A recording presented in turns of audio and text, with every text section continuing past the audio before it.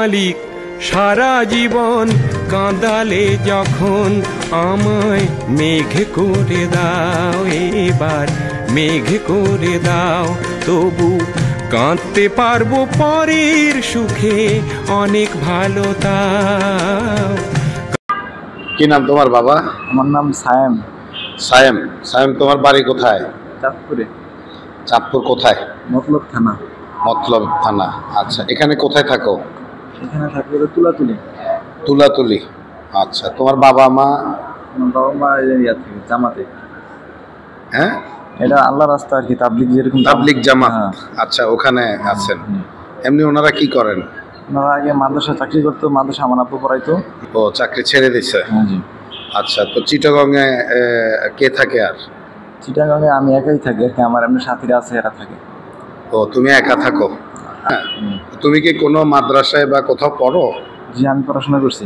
কিসে পড়ছো? আমি হাফিজখানা হাফিজ শেষ করার পরে তো এরপরে আবার এই যে তুমি এখানে আমাদের আদালত ভবনের এই যে ছয়তলা না, ছয়তলায় এগুলা বিক্রি করছো?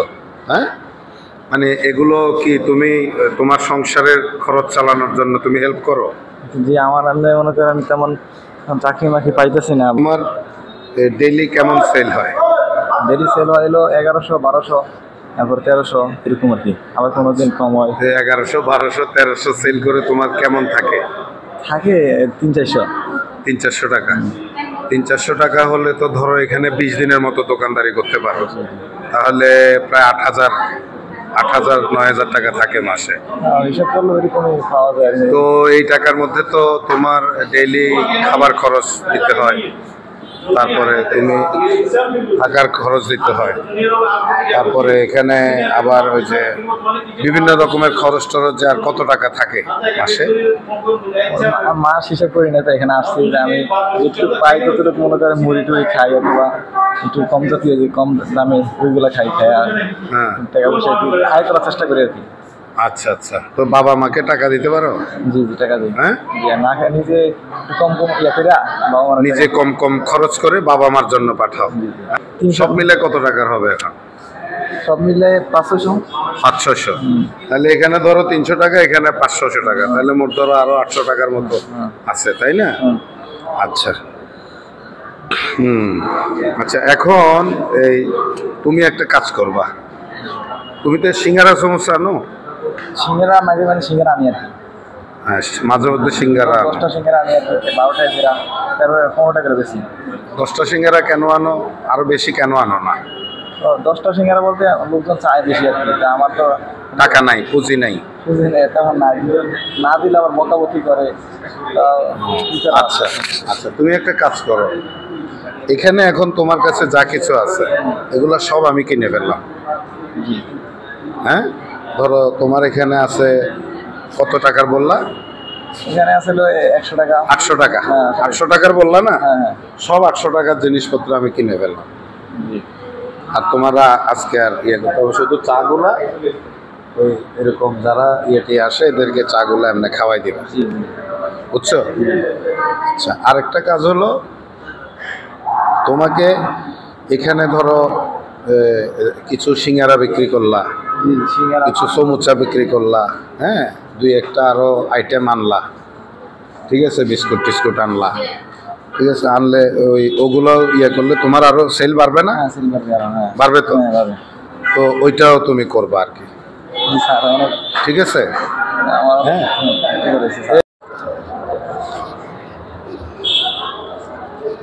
না, এটা হলো 1000 টাকা নাও। এই 1000 টাকা দিয়ে আমি তোমার এই জিনিসগুলা কিনে নিলাম, নিলামে কিনে নিলাম আর কি। এটা আরো বেশিও হইতে পারে, কমও হইতে পারে। এখন তুমি কি করবা, আমি তো এগুলো মালিক, তো এখন আমি, তুমি তো আর এটা মালিক না। তুমি কিন্তু এগুলা এখন তোমার আমি 2টা অপশন দিচ্ছি। একটা অপশন হলো, ধরো একটা গরিব মানুষ এখান দিয়ে আসছে, ক্ষুধার্ত মানুষ এখান দিয়ে আসছে, আসসালামু আলাইকুম, দিবা, আমি আমার পক্ষে দিয়ে আমি দিবা। আর তুমি আবার আমি তোমার ইয়েও করলাম, স্বাধীনতাও দিলাম, তুমি চাইলে বিক্রিও করতে পারবা। আমি এমনি মনে করি যারা অসহায়, যারা টাকা পয়সা নাই, টাকা পয়সা না থাকলেও এমনি তুমি বিক্রিও করতে পারো, মানে তোমারও স্বাধীনতা আমি দিয়ে দিলাম। মানে এটা কিনে আমি তোমারে দিয়ে দিছি, এখন তুমি বেচো, তুমি এমনে দাও হেমনে দাও, এটা তোমার ব্যাপার। কথা বুঝছো না? তুমি তো আল্লাহ রসুলের পথে আসো, কথা বোঝা নাই? আমি এটা তোমার ইয়া করলাম, ঠিক আছে? তারপরে এই টাকাটা আমি তোমারে দিলাম, নাও নাও না, এই টাকাটা আমি তোমারে দিলাম, কালকে থেকে তুমি এই সিঙ্গারা, সমুচা, তারপরে ঝাল আইটেম আছে না, কিছু ঝাল আইটেম, তারপরে কিছু কলা, হ্যাঁ কলা টলা রাখলা, তাহলে তোমার বিক্রি আর একটু বাড়বে না, বুঝছো? তাহলে এইভাবে তুমি আস্তে আস্তে আস্তে আস্তে তুমি দোকানটাকে আর একটু বড় করলা, ওনাদের থেকে অনুমতি নিয়ে এখান দিয়ে একটা ছোট্ট টেবিল লাগাই তুমি ইয়ে করলা, বুঝছো না? এভাবে তুমি উন্নত করলা, ঠিক আছে বাবা? কি নাম বললা তোমার? সায়েন্স।